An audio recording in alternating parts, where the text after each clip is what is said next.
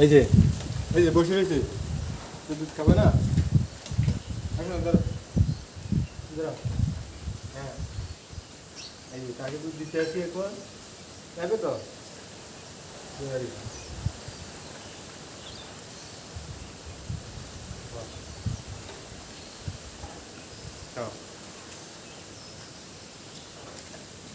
কারণ সেই গোড়া রাত ডিউটি করে তো, সেরে 20 টাকার দুধ খাওয়াইছি, হ্যাঁ অথচ আমার 500 টাকা ডিউটি করে গোড়া রাত।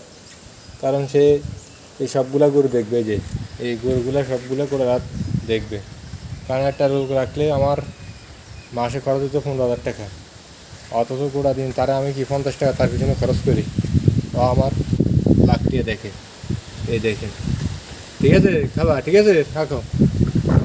সবাই ভিডিওটা ভালো লাগলে একটি লাইক, একটি ফলো আর একটি কমেন্ট করবেন। সবাই কেমন হয়েছে সবাই বলবেন।